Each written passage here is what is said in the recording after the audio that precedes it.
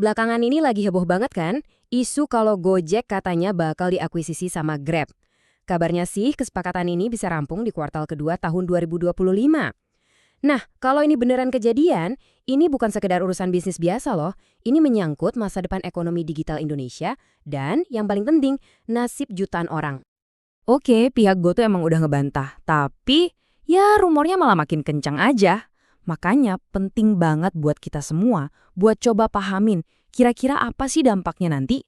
Karena kita lagi ngomongin nasib jutaan mitra driver, jutaan UMKM, dan keluarga-keluarga mereka yang hidupnya ya sangat bergantung pada dua platform raksasa ini. Jadi, kenapa sih satu rumor bisnis aja bisa seheboh ini? Yuk kita bedah bareng-bareng alasannya. Kita mulai dari skala dan logika bisnis di balik potensi mega merger ini. Kalau kita lihat murni dari kacamata bisnis, ya merger ini masuk akal banget.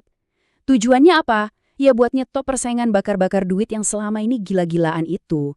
Jadi mereka bisa fokus bikin satu perusahaan yang jauh lebih sehat dan berkelanjutan. Nah, ini yang bikin geger. Coba deh lihat skala dominasinya kalau mereka gabung. Gabungan Gojek Grab ini bakal menguasai lebih dari 91% pasar ride-hailing di Indonesia. Bayangin, hampir seluruh pasar dipegang cuma sama satu pemain. Tentu aja ya, kalau pasar dikuasai satu pemain sebesar itu, pasti ada kekhawatiran. Sejarah kan udah membuktikan, kalau ada monopoli ujung-ujungnya seringkali konsumen yang dirugikan. Bisa jadi harga naik, pilihan makin sedikit. Biar kita benar-benar paham apa aja yang dipertaruhkan di sini, kita perlu mundur sedikit. Lihat lagi perjalanan kedua perusahaan raksasa ini. Gimana sih ceritanya mereka bisa sampai di titik ini? Oke, kita mulai dari Grab. Grab ini tumbuhnya super agresif. Awalnya dari MyTaxi di Malaysia, terus masuk Indonesia, dan momen kuncinya itu pas mereka makan bisnis Uber di Asia Tenggara. Dari situlah mereka jadi pemain regional yang dominan sampai akhirnya bisa IPO di Bursa Amerika. Nah, cerita Gojek beda banget. Gojek ini kan anak bangsa. Lahirnya dari dalam negeri, mulainya sederhana banget, cuma dari call center ojek di Jakarta. Terus tumbuh jadi raksasa, jadi simbol harapan ekonomi digital kita. Apalagi pas mereka merger sama Tokopedia dan IPO di bursa kita sendiri. Jadi, ini dia poin krusialnya. Ini bukan sekedar transaksi bisnis jual beli biasa. Buat banyak orang Indonesia, kalau Gojek sampai dijual, rasanya kayak kita kehilangan salah satu kisah sukses startup terbesar yang lahir dari Indonesia. Oke, sekarang kita geser dari urusan bisnis dan simbolisme. Ada aspek yang jauh lebih penting, yaitu dampak langsungnya ke jutaan manusia yang hidupnya bergantung sama ekosistem ini. Kita lihat angkanya. Kalau dua perusahaan ini digabung, total mitra pengemudinya itu hampir 10 juta orang. Coba bayangin, kalau kita hitung sama keluarga mereka, jumlah orang yang kena dampak langsungnya bisa puluhan juta. Besar sekali. Terus selain driver ada lagi sekitar 6 juta UMKM. Ini warung-warung makan, kedai kopi, toko kelontong yang kita sering pesen. Banyak dari mereka yang benar-benar bergantung sama aplikasi ini buat jualan dan bertahan hidup. Nah, di setiap merger, kata saktinya itu pasti efisiensi.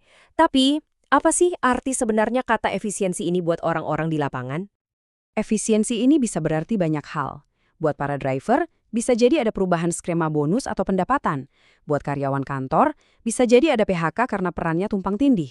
Dan buat UMKM, posisi tawar mereka jadi makin lemah. Ini beneran soal hajat hidup orang banyak. Dampak sosial yang sebesar ini akhirnya membawa kita ke sebuah pertanyaan yang lebih fundamental, yaitu perdebatan antara kepentingan bisnis murni melawan kedaulatan digital bangsa kita. Mungkin ada yang bilang, ini kan sama aja kayak Tokopedia sama TikTok kemarin. Tapi ada beda yang mendasar. Kasus Tokopedia itu lebih karena tekanan finansial, murni bisnis.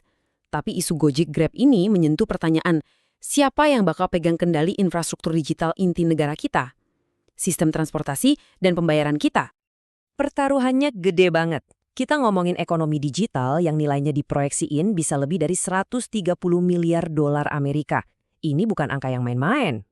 Jadi, pertanyaan besarnya adalah, apakah Indonesia ke depannya cuma mau jadi pasar raksasa buat pemain luar? Atau kita masih bisa punya kendali untuk menentukan arah ekonomi digital kita sendiri? Oke, dengan pertaruhan sebesar ini antara efisiensi bisnis di satu sisi dan kedaulatan nasional di sisi lain, terus solusinya gimana dong? Apa jalan tengahnya? Jadi, Kita bisa lihat deal ini kayak koin dengan dua sisi. Di satu sisi, ini langkah bisnis yang logis banget. Tapi, di sisi lain, ada resiko sosial dan simbolis yang sangat-sangat besar. Banyak yang setuju kalau disinilah peran pemerintah jadi sangat krusial. Bukan untuk nolak investasi asing, sama sekali bukan. Tapi untuk hadir, memastikan kalaupun deal ini terjadi, harus ada transfer ilmu dan kesepakatan yang win-win buat kedaulatan dan kepentingan Indonesia. Nah, ini pertanyaan terakhir yang paling penting, dan saya mau lempar ke kalian semua. Kalau seandainya merger ini beneran kejadian, menurut kalian syaratnya harus kayak gimana sih biar tetap adil? Adil buat para driver, buat para pemilik warung, dan buat kita semua sebagai masyarakat Indonesia. Coba deh tulis pendapat kalian di kolom komentar.